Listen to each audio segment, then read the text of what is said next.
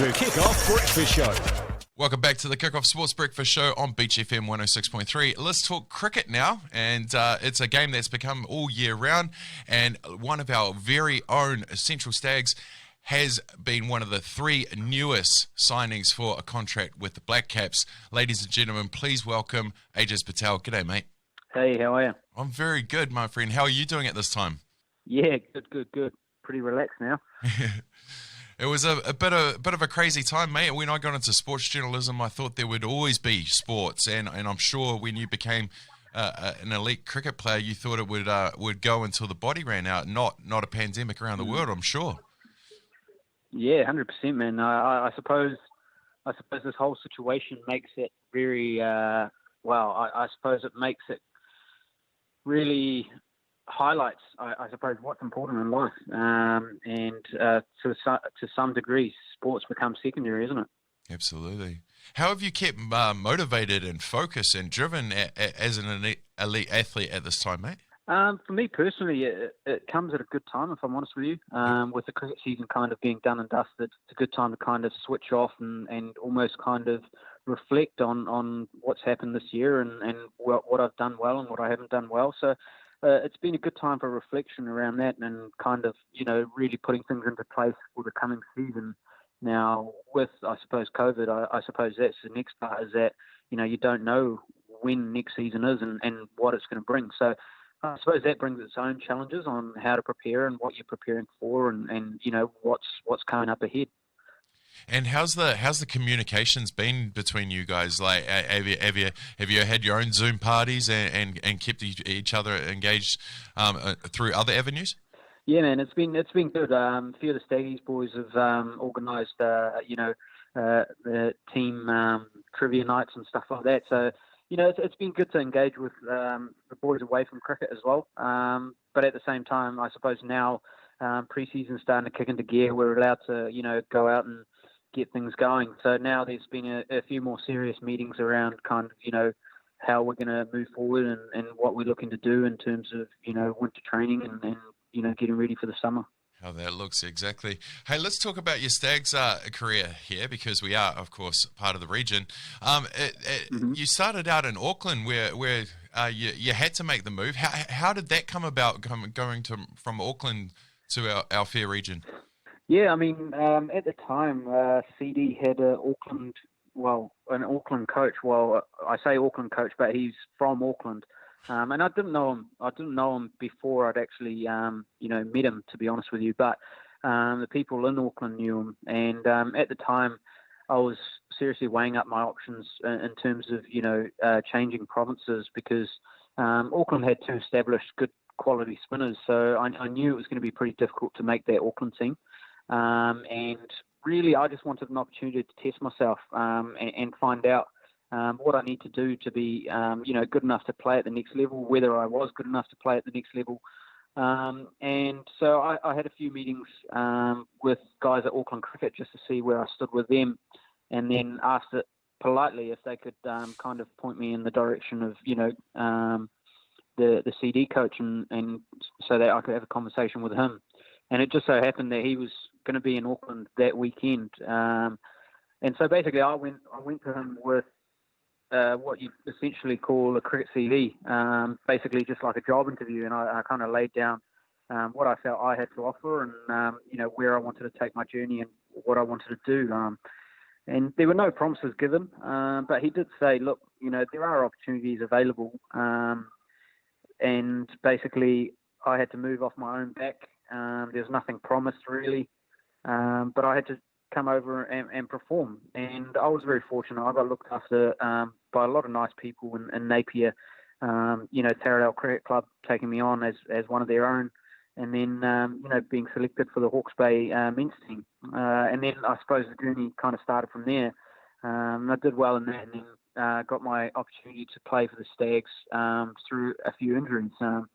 And I'm fortunate. I remember my first game, mate. I got slapped around everywhere, and I was thinking, geez, this could be my last one. But here I am today. I suppose, yeah, it's been a cool journey to look back on, and I'm sure I'll reflect on it, in the future as well. Yeah, it would have taken because you have had those roadblocks, whether it be at the Stags or even at the Black Caps. How have you persevered? How's your mentality been? What triggers you to keep going? For me, it's the passion for the game, and challenging myself at the highest level possible, and that's really what drives me. I mean, it's not so much, just about playing for the Black Caps, but it's also about challenging yourself against the best in the world. And for me to be able to do that, I need to make sure that my skills are up to it as well. And that's something that drives me. I'm very internally focused. Am I skilled enough? Am I doing the right things? Am I good enough? So it's just continually looking to improve, looking to develop as a cricketer and as a person myself, first and foremost, and then kind of trying to take that to whatever level of cricket I'm playing. I tend to try and stick at my level, regardless of whatever I'm playing, just so I know what I'm producing. And it can be difficult sometimes because you can bowl some good balls in club cricket and get whacked out the park, and you can bowl some average ones in international cricket that get whacked out the park. So yeah, it is quite interesting, but as long as you're true to yourself and you're honest with yourself, I suppose, you're going to succeed. And it's just a hard work ethic to continue to improve and continue to get there.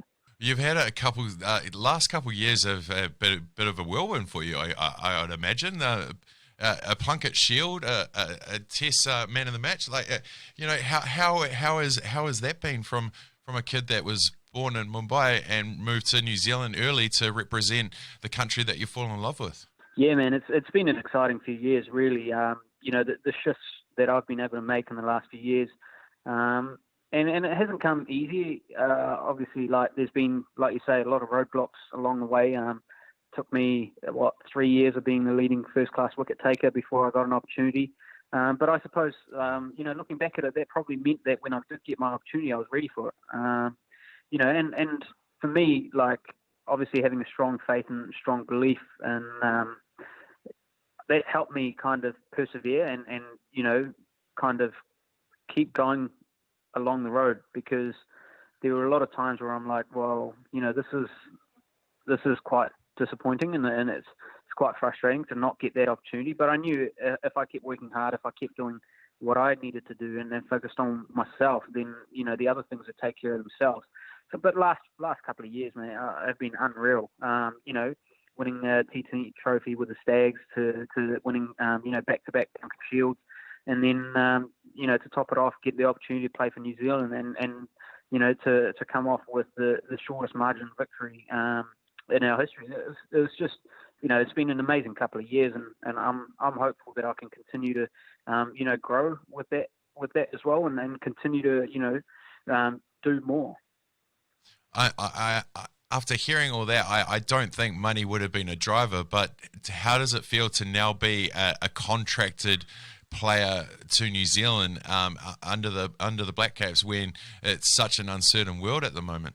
Yeah, obviously, look, at the end of the day, money's what drives the world. But at the same time, to be honest, for me, my biggest take on getting a contract is just the opportunities, man. It opens up doors to have more opportunities and consistent opportunities to play for New Zealand. And that's what I'm after, and that's what, drives me, I suppose, is to be a consistent performer for the Black Caps and to really stamp my mark in the team so that, I can be a consistent member of that team. I'd like to be, one of the greats in the world one day, and in order to be able to do that, you need to be able to challenge yourself against the best consistently and for long periods of time. And I'm hopeful that, getting a contract, I'm hopeful that that's what it means. It's been great to kind of, receive that from New Zealand cricket, and I suppose I'm humbled to be called a Black Cap cricketer with a contract as well. So it is quite humbling, and it's quite cool. And the money's, to be honest, money's great, and no one's going to say it's not. But at the same time, for me, just getting a contract and that assurance that that hopefully it'll mean more opportunities. That's the biggest thing that's come out of it, really. Awesome. Hey, Jazz, lastly, mate, where to from here? What would you like to achieve over the next few or foreseeable?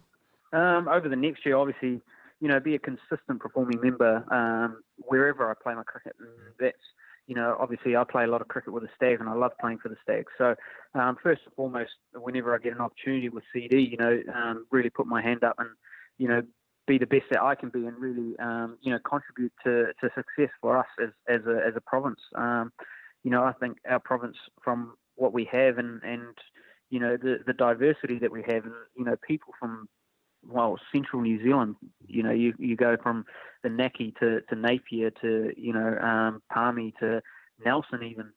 It's such a diverse, I suppose, region, that we've got so many cricketers that we can tap into. And, it's impressive to see the guys that are coming through. And first and foremost, I think as a region and as a team, we've got what it takes to really, stamp our authority in first-class cricket and domestic cricket. So first and foremost, I think that's the number one goal. And then, when I get an opportunity to play for New Zealand, whenever that may be, depending on what happens around the world, becoming a consistent member and consistently performing at an international level, I think that's really important for me. But I'm not really putting too much pressure on myself to do that, but it's more just kind of, continuing to stick to my routines and continue to work hard and really be true to myself about how hard I'm working. And if I'm doing that, I'm sure, it'll head in the right direction. That's the one. Well, keep up the good work, mate. You're on a roll. Whatever you're doing, keep up the good work. We'll keep supporting you. Thank you for your time on the show today. Go well, my friend. Look after yourself. Cheers. Thank you. Thank you very much for having me as well.